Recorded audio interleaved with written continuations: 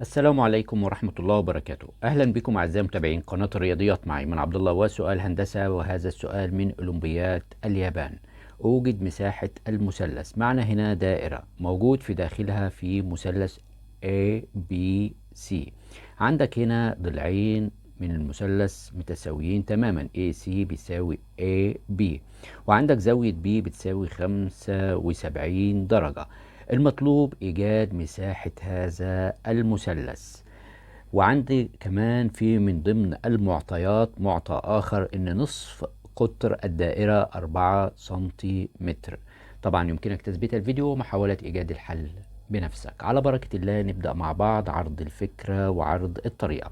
لكن رجاء اللي بيشوفنا لأول مرة يشترك في القناة ويفعل زر الجرس ليصله كل جديد. والباحث على أسئلة الهندسة يجدها في قائمة التشغيل في قائمة بعنوان اختبارات الهندسة. نبدأ الفكرة والطريقة. في بداية الأمر أنا عندي دائرة كما نرى أمامنا. هنا في دائرة، وطبعا موجود معايا هنا في مركز الدائرة، وعندك هنا طبعا موجود في مثلث كما نرى أمامنا هنا.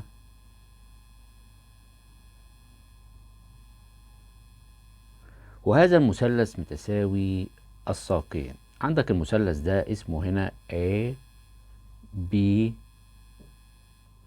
C. طبعا هنا الرسم لا يهمني الدقة فيه، احنا هنا في صدد حل مسألة وليس في صدد رسم مسألة. هنا عندنا طبعا ده المركز هنا O، وعندك هنا زاوية من ضمن المعطيات زاوية B 75 درجة. طيب هنبتدأ مع بعض الحل. بما أن هنا الزاوية ده مثلث متساوي الساقين، يبقى إذا زاويتين القاعدة بيكونوا متساويتين، يعني زاوية B بتساوي زاوية C، وبالتالي دي زاوية بتكون 75 درجة أيضا. طيب أنا عندي إيه تاني؟ عندي هنا كمان إن زاوية A أقدر أحسبها لما أجمع الاتنين دول. هنا 150 نطرحهم من 180 مجموع قياسات زوايا المثلث كاملة، يكون معايا هنا الزاوية زاوية A دي هتكون زاوية 30 درجة. هنا من المعطيات هنتذكر ان نصف القطر قايل لي، وانا ذكرت في بداية الفيديو، بيساوي 4 سنتيمتر. فبالتالي هوصل هنا نصف القطر OC. هنا هتكون دي بتساوي 4، وعندك كمان هنوصل ايضا OB ايضا، ده هتساوي كام؟ 4 سنتيمتر. طيب يعني افهم من كده ان هنا الزاوية المثلث ده هيكون متساوي ايضا ايه الساقين، يعني دي بتساوي دي ودي بتساوي دي، الضلعين بتساويين لان الانصاف اي اكتار.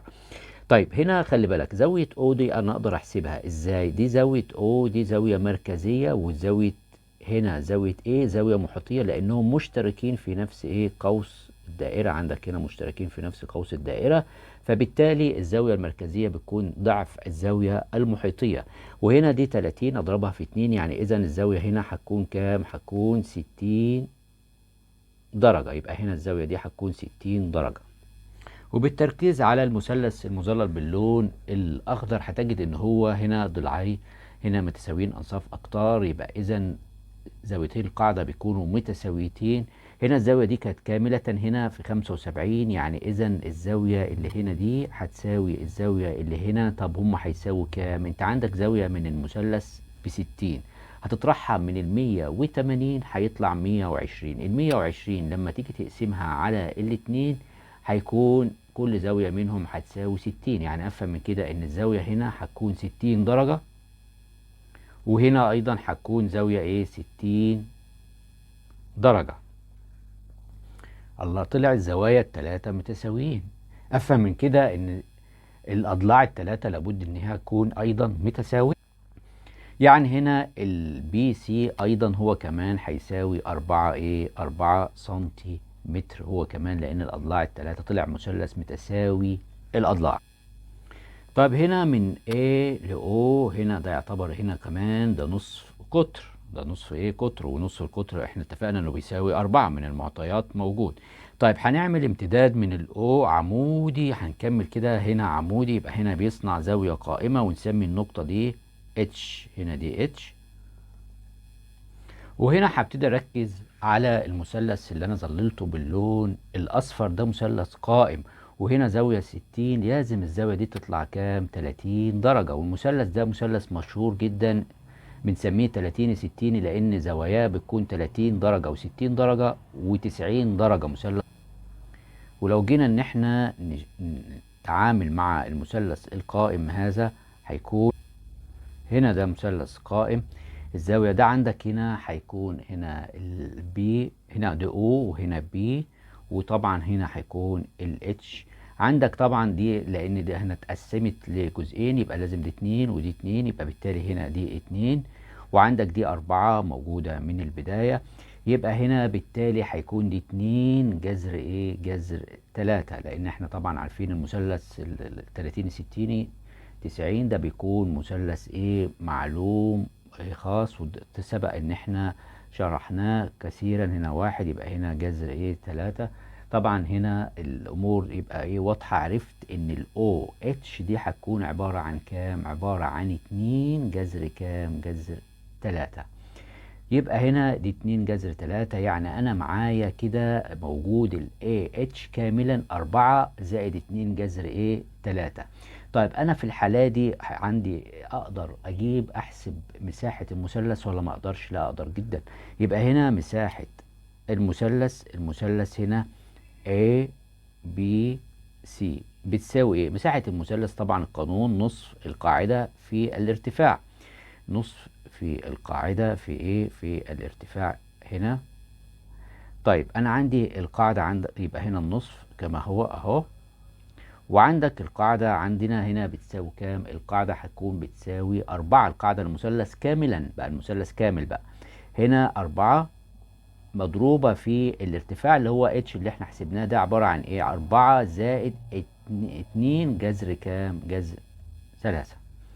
طيب اعمل عملية اختصارات معايا. فعلا في اختصارات. عندك هنا على الاتنين دي هتكون فيها الواحد، والاربعة دي لما نقسمها على الاتنين يبقى يكون الناتج 2. فبالتالي هنا هيكون دي بتساوي، يبقى اذا مساحة المثلث A B C ده هتساوي معاك الاتنين اضربها في الاربعة، هيكون الناتج معانا 8. 8 زائد 4 جذر كام؟ 4 جذر 3. هنا سنتيمتر مربع. وهذه هي المساحة للمثلث A B C. يبقى هتكون مساحتنا هنا 8 زائد 4 جذر 3. طب ايه تلخيص الفكرة للمثلث ده؟ التلخيص ان احنا هنا استغلينا ان المثلث متساوي الاضلاع او الضلعين الساقين، فبالتالي الزاوية دي نقدر نحسبها ونقدر نوجد الزاوية التانية. ابتدينا مع المركز الدائرة، ابتدينا نصل هنا ونعمل مثلث اخر، ثم نصل انصاف الاقطار، وابتدينا ان احنا نوجد بفيثاغورس. هنا قدرنا ان احنا نوجد المثلث ال 30 60 90 اللي المشهور، وابتدينا ان احنا نوجد في النهاية الارتفاع للمثلث كاملا، وقدرنا نعوض عن المساحة بالقانون. شكرا لكم والسلام عليكم ورحمة الله وبركاته.